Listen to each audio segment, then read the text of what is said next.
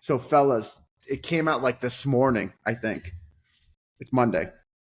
Then Anthropic's looking at $150 billion valuation. MGX, which is a sovereign wealth fund out of Middle East, is looking to lead the round. It's at least that's what I can gather from what I'm seeing.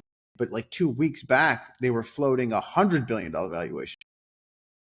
Okay, the last round that they did was in March of this year at 61.5 billion post money. So this is 143% increase in like 4 months. That's pretty good. Okay.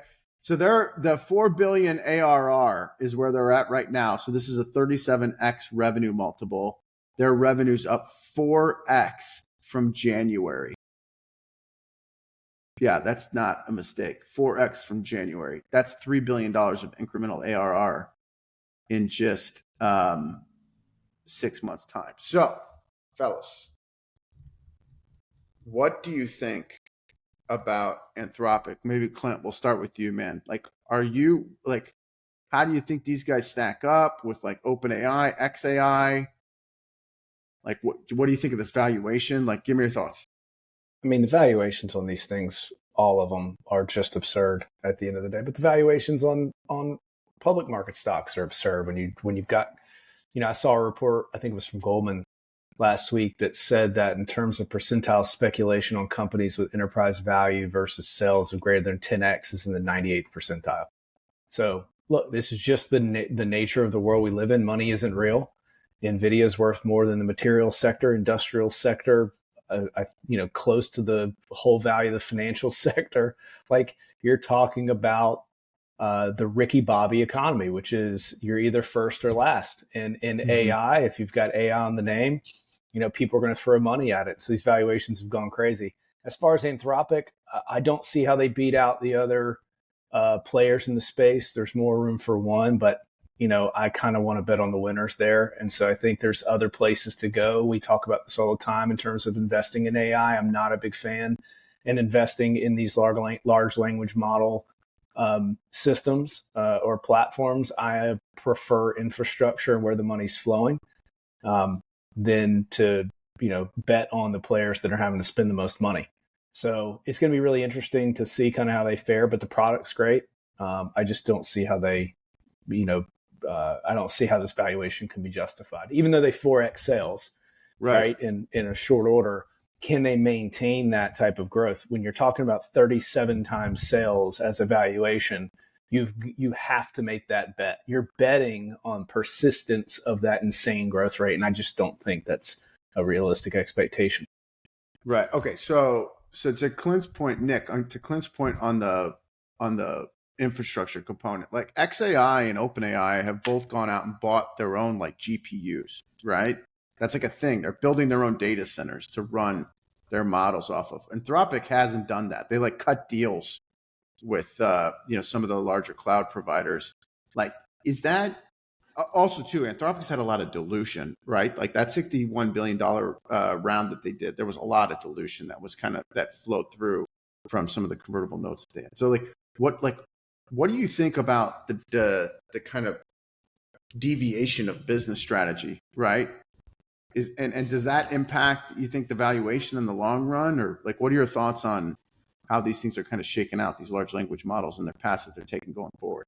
Sure. I think Anthropic is doing a pretty good job of maintaining some semblance of independence and getting to, pick how they're paying for what they're paying for in terms of compute, and not having to be completely aligned, despite, some of the aspects with Amazon or things like that.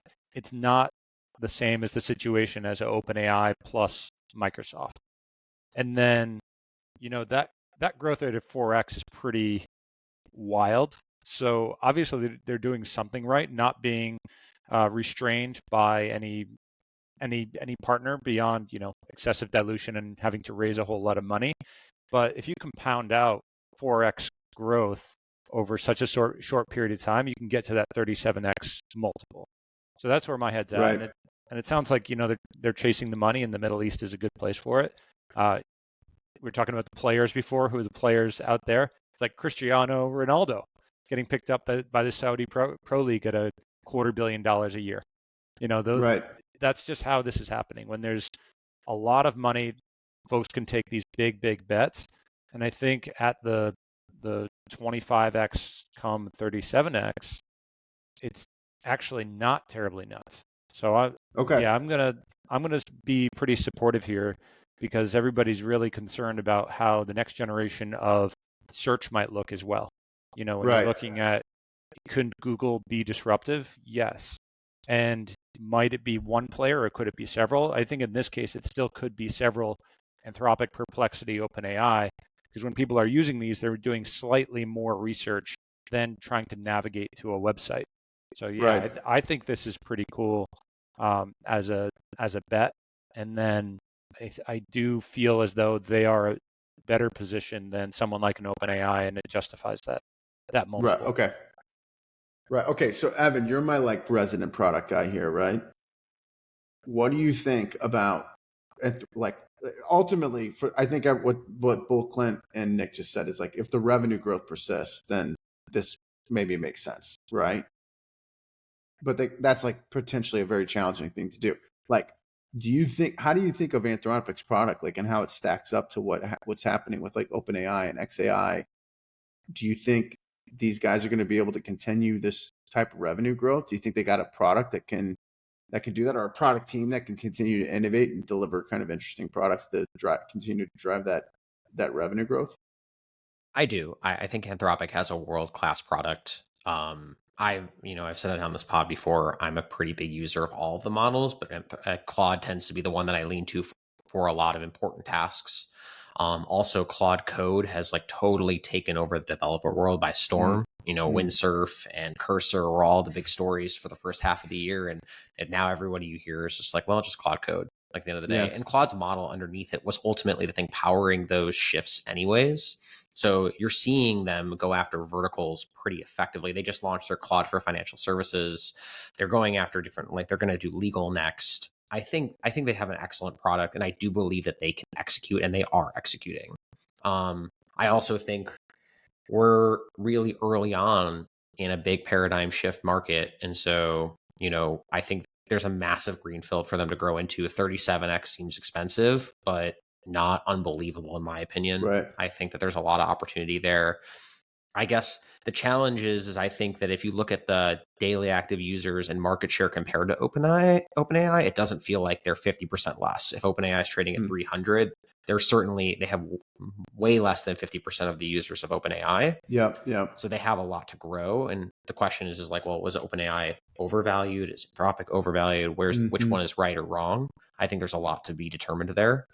But I think that from a product perspective, it's an excellent product. And I don't plan to stop using it. And I could easily see myself paying more. Yeah. I mean, it's a good point. Like they're like identifying specific use cases and like good developing solutions for that and going after it. Like Bloomberg terminal. Okay. Like that thing hasn't been updated forever. Right. I mean, that thing looks the same as it does today as it did like 20 years ago when I first saw it. Maybe there's like additional functionality, right? But the interface is the same, and it's like it's a big ramp. There's a big learning curve to really know how to use that thing properly. So, I mean, having that could be very interesting to see, kind of a new competitor, like a real competitor in that space. Right. And the announcement on July 15th, Claude for Financial Services announced the partnerships with Databricks, FactSet, Morningstar, PitchBook, and S&P Global. Yeah. There's your shots fired across the bow for a Bloomberg or anyone else. Not that there's a good comparison there. That's just really interesting. Like as a salesperson, as an old school salesperson, to have like a widget that you can then go and say like, hey, let's go and identify everybody that owns a Bloomberg terminal and put this in front of them and see if we can take some seats or market share. Like that's like very interesting to me, right? So yeah, it's look, 150 billion is a lot. I think I'm with all you guys. Like I think I just want to see where the revenue growth comes from. I'm a believer, like Evan said. I think they can do it, and Nick said that too. Like I'm a believer. I think they can do it, but they got to put I think we're at a point now with all of these companies where they got to put points on the board. What are the moat? What's the moat in these businesses, right? That's what I just have such a struggle with. It seems like you've got first mover advantage, right? And it's just about getting as big and as fast as possible in user growth.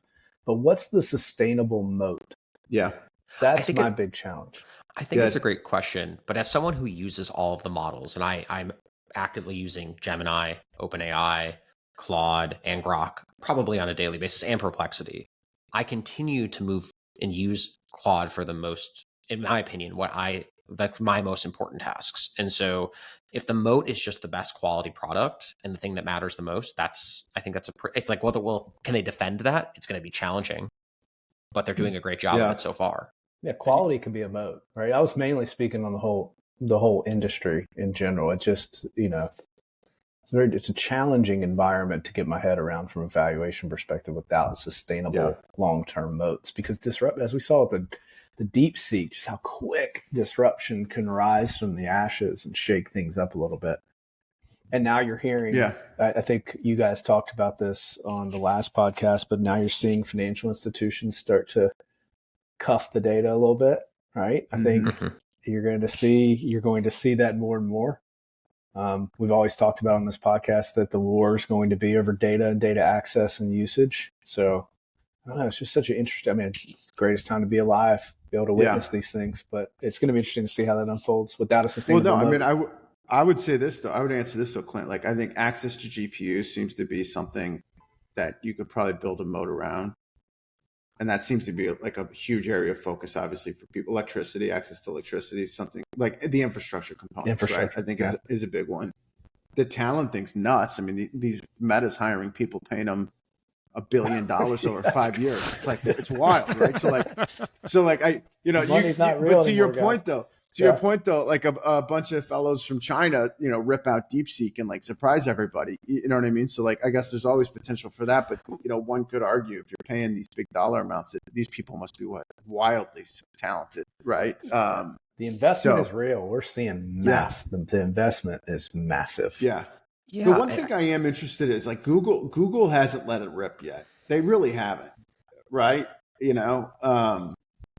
And I'm just like, this personalized context thing really like hit me this summer at their last developer conference, right? That they did. Like, if they wanted to flip the switch and just go all in, like, I have all your data. Do you say yes to letting Gemini have access to everything, right?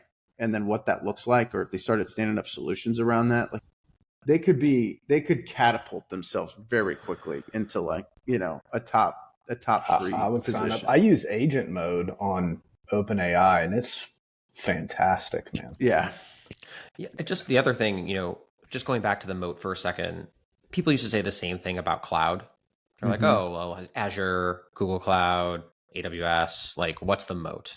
And what we learned from that, business, which I feel like is parallel to this, is that stickiness, once you've gotten integrated, is very high.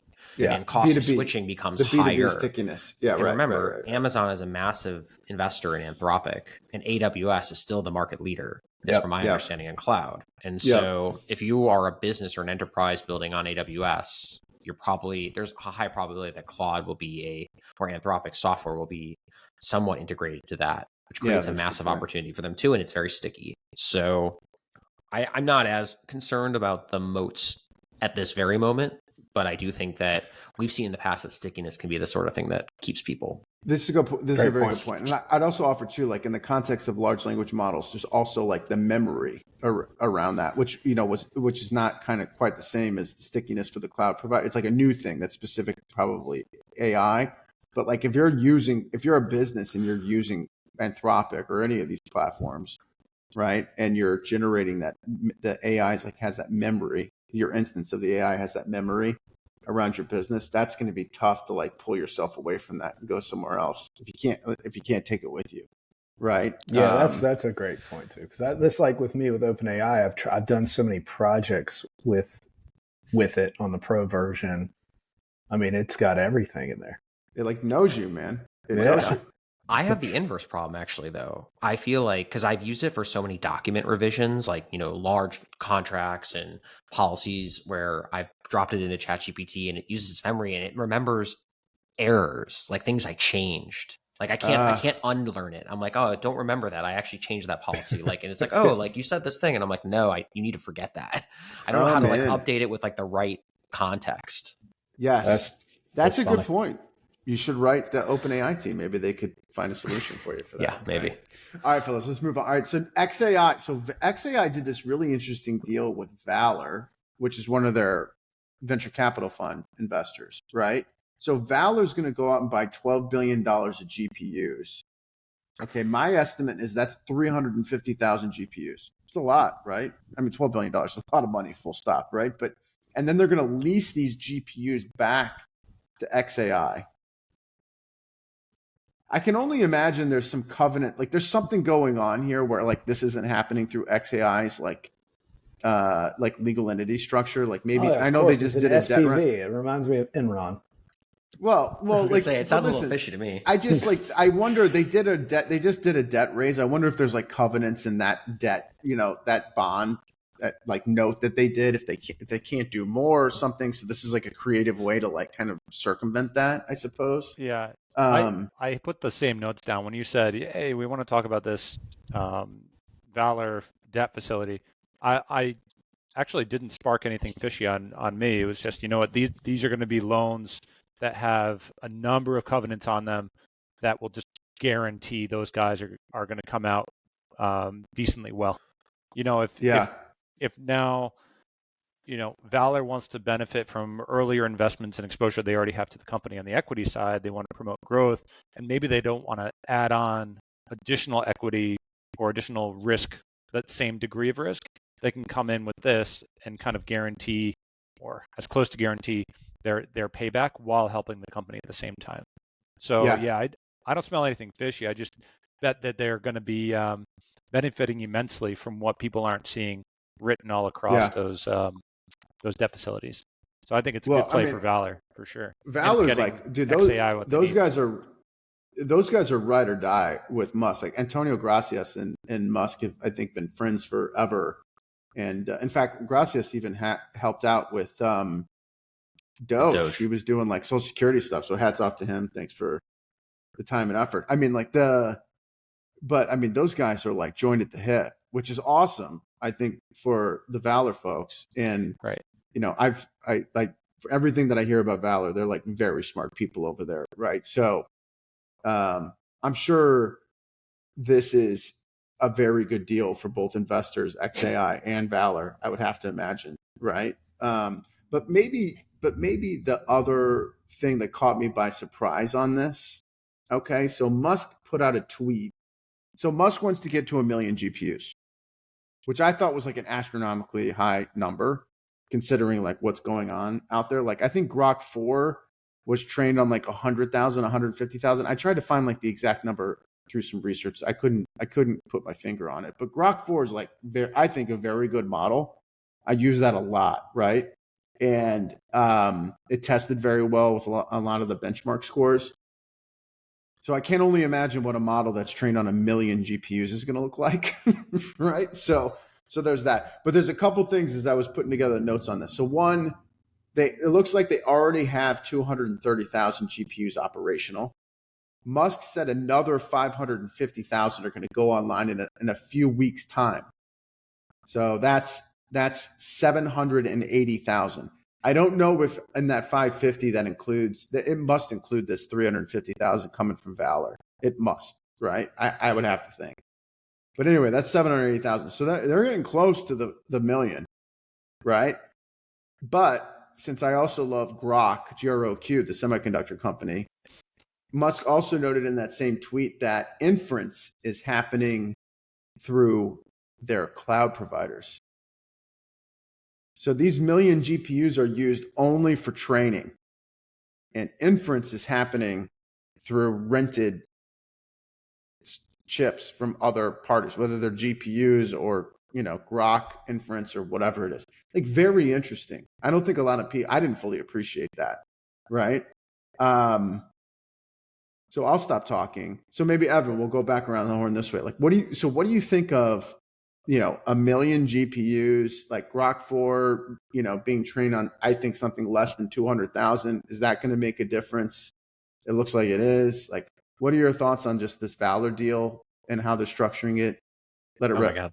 So many different things. All right. So Yeah. I'm going to work backwards on this. So 1 million GPUs.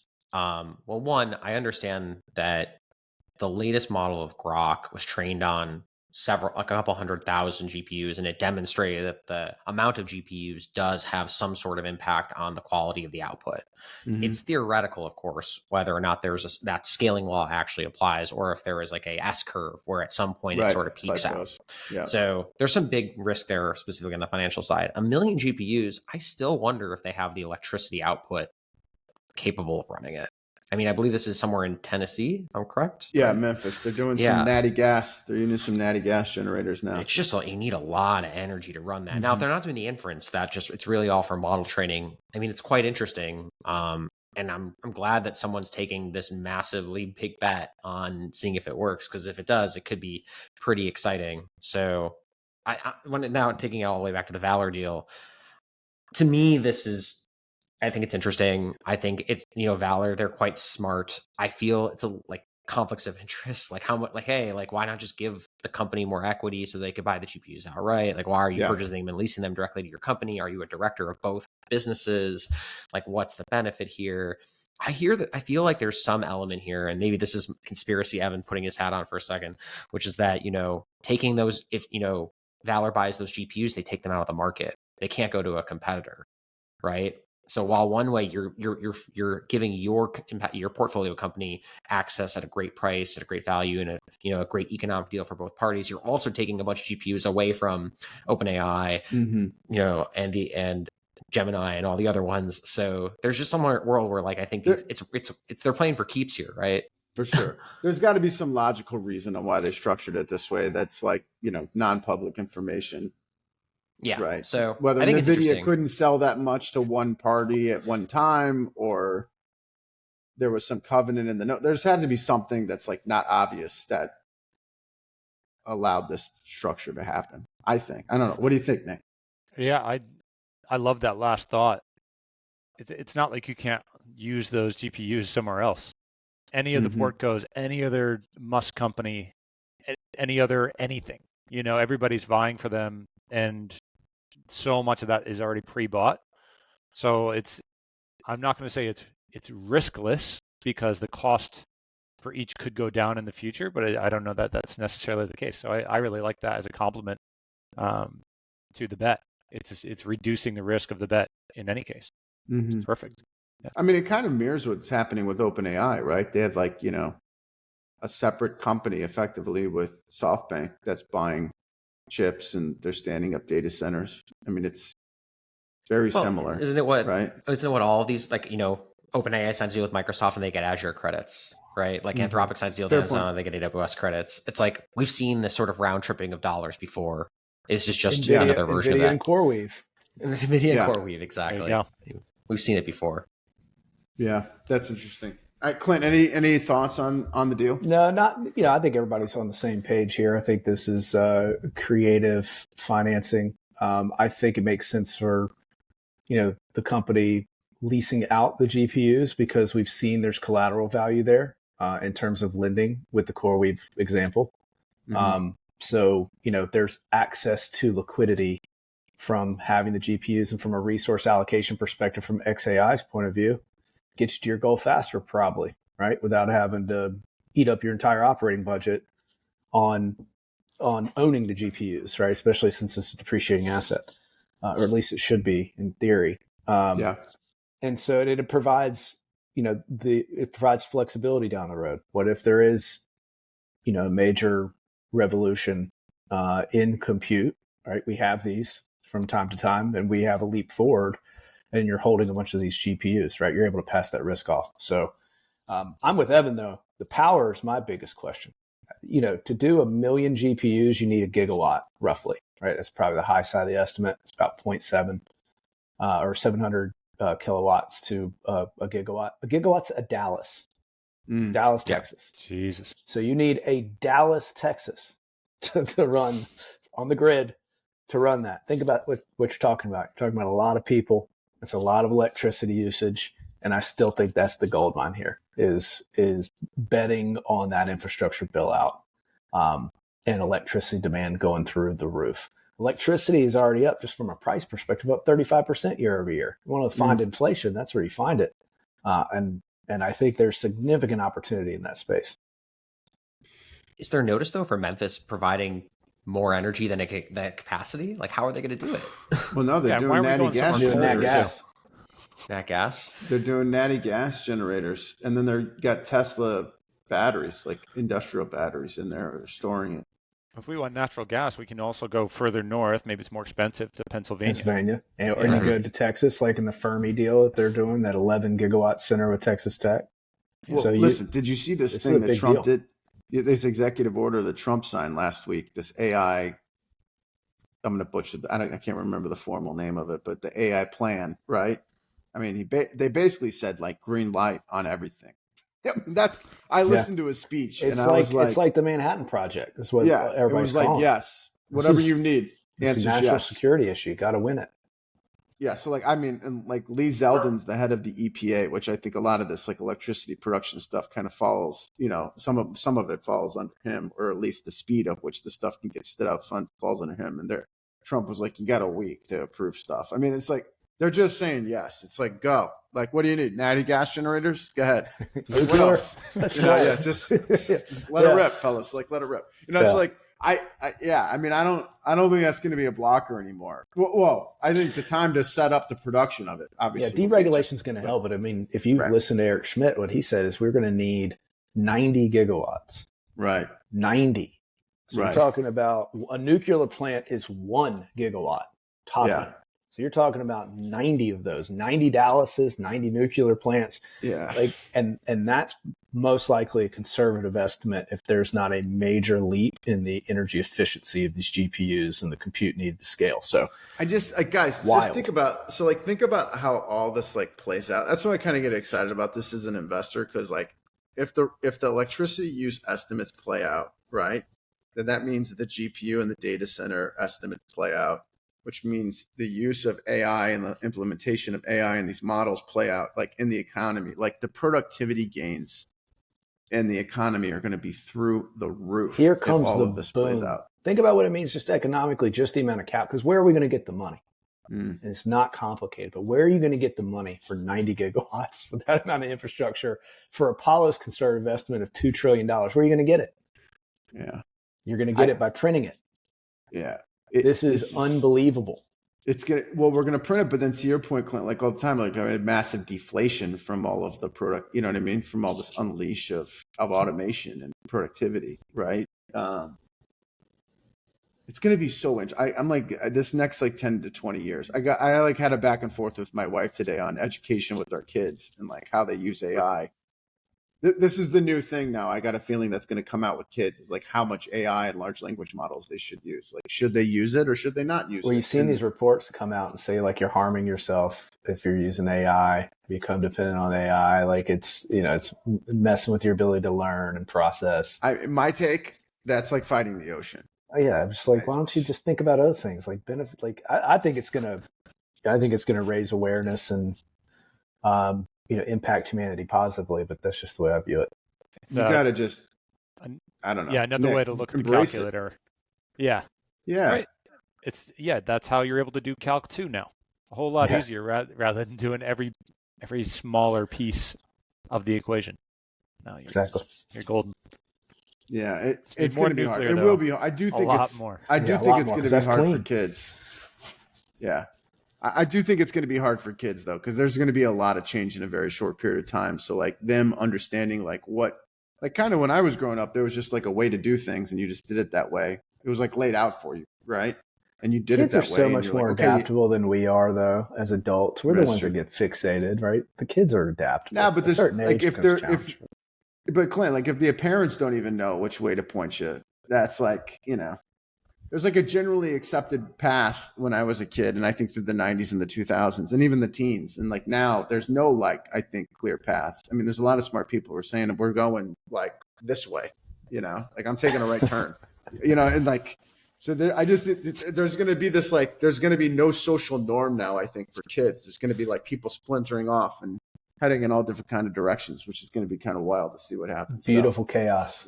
Yeah, man. Creative destruction, baby. All right, so Figma IPO. Okay, it's coming in. It looks like it's going to be $15 to $16 billion valuation. It's going to start trading on Thursday. Okay, and this is down. So Adobe tried to buy Figma in 2022 for $20 billion. Okay, the ARR number I could find for them right now is around $1 billion. So this is going to be like a 15x revenue, type business. But again, it's down from what the Adobe deal was supposed to get done at. So you can thank the regulators in Europe for killing that Adobe deal for Figma. I feel bad for those guys. But what are your thoughts? I think we talked about Figma a couple of weeks ago. I think everyone was generally like positive on their business. Any thoughts on this valuation now that it's getting locked in and the prospects for the business once it's in the public markets? Right, Clint, maybe we'll start with you, man. What do you think? I mean, for clarity, they never had a round at that valuation, right? So it's not technically a down round. This was just a valuation from an acquisition, and that was the headline number. We have no idea what the structure of that or at least I don't. I'm not familiar. Maybe you guys are with the structure of that acquisition and all the inner workings of it, but headline number is very rarely the number. So I think this is, to be able to be rumored to go public at around a 15x multiple of revenue. Got a great business model. The market seemed to be open in terms of these IPOs. I'm looking forward to it, and it's nice to see that coming back on being a source of liquidity again. So that's kind of my view. I do think you have to be a strong business to go public in this environment, and I think Figma's got the right ingredients for it. So I'm not really hung up on the quote unquote down move from that $20 billion valuation, as some people might be. It doesn't look good, but I think that was a special circumstance. I think the business is solid. I think 15x is rich for a company that's that mature. Right. Nick, do you like the company? I do. Yeah, we talked about Figma maybe a month or two ago. Yeah. I think it's largely sticky, and it's interesting. I ran some historical revenue figures on it. From 2021 to 2022, they had in excess of 100% growth. So in 2022, when they're getting that 20 billion valuation, I mean, that was brilliant. The year after, things fell apart because I think so much was dedicated to it, and they were at 20% growth, and now they're back up almost at 50. So those numbers were really volatile, all while Canva's year-on-year growth has been shrinking from 67 to 56 to 30 to 20, and Adobe's pretty steady state at 11, right? So I think that it's very reflective of that 20 actually being a pretty decent price, but not standing up because the market moves. There's volatility here. So yeah, Nick, I think PM Insights. I was looking at it today. Correct me if I'm wrong, if I'm not remembering this correctly, but it was trading up in the secondary, right? And then it came back down recently. Am I remembering this correctly? I have not opened it today. All right, hold on. Let's go to Evan. I'll get Evan's thought. I'll give you a beat so you can check it out. So Evan, what do I know you like Figma? Because I remember you talking about it, and you're like, everyone loves this the most. Great, like people are locked in, right? I think if I remember correctly, we even had like a discussion about if AI could disrupt the business, right? And I think your thoughts were like, I think people like love this stuff. Like teams that use Figma really like it, and AI is not going to disrupt the business. If anything, it adds stickiness to it, right? I mean, is that right? I remember that correctly? I mean, I love the business. I think it is quite sticky. I can't think of a premier technology company that doesn't use it, and all the best designers, from my understanding, use it. Yeah, it's built a great product. AI certainly is a risk, but there's probably more opportunity for them to embed AI into the product and make it better than for them to get disrupted entirely out of it. But that remains to be seen. And just to Nick's point on the growth, it's like, just remember who their customer segment is: the startup segment and the technology segment. And 22, 23, we saw a ton of down. Like everyone was cost cutting. It was the years of efficiency. So the first thing you're going to cut is all the excess seats, all the layoffs, all the people that come through that. So that's going to impact their markets. But then things come back up again, and you hire more people, and they get more Figma access. Right. I think there's a lot of opportunity here. So I'm quite excited. Now, just related to the IPO price, I think on this podcast I've never gotten it right. Every single time I've thought an IPO, I've like said the other way. I've gotten it wrong every single time. Would be a hedge fund manager, all the way man. from Reddit all the way through. Well, So, all of us were pretty bearish on how successful Reddit could possibly be. I remember that. I was like, oh, geez, yeah, this yeah. thing's just ripped. CoreWeave, Yeah, Reddit all the way yeah, through. I've just never get it right. So I'm just gonna hold off and say I'm not gonna put my opinion on record here because I don't need more losing. Yeah. I'm not the Chicago Bears. No, Evan, you just say, I like building diversified portfolios, right? I like to build the diversified portfolios, right? I like tax loss harvesting. Like that. That's what I like. I like tax loss harvesting. That'll do it, right? Just stick with that, man. All right. So Nick, any kind of interesting insights on from the PM Insights data? Thank you for buying me a minute on that. So yeah, I think we started to get a little bit of news trickle through about the IPO a couple months ago, and that, you're right, was the peak. It almost hit 18 billion, and probably because the line in the sand was around your 20, and people knew it shouldn't be achieving that. And now you're hovering around like a shoulder, I would say, at 14. So the valuation set at 15, 16 doesn't Ballpark, seem right? that nuts, especially because so many of the recent IPOs have done super well. So right. it's priced in that the IPO price should be higher than the secondary market price in the privates, and then it's priced high enough so that it doesn't look odd for that IPO rate. And also there's room to run if the thing does go back to 20 and people have that point in their memory, and the revenue's still up above that by a fair bit. So yeah, I could say this will be a very smooth IPO and hopefully just act the way the folks at Figma want it to, and the bankers as well, without looking too ridiculous and having 100% gain in the next month. So right. Yeah, love it. I love it. All right, fellas, let's end it there. This was a great session. I had literally there was 4 or 5 other great topics to talk about today, but it's a lot on. These hit the mark. Maybe we can circle back to some of those other ones next week, right? But have a good week, Mark. All right, fellas, I'll talk to you guys next week. You too. Thanks, Later, guys. everybody. Cheers, guys. Thanks, boys. Cheers.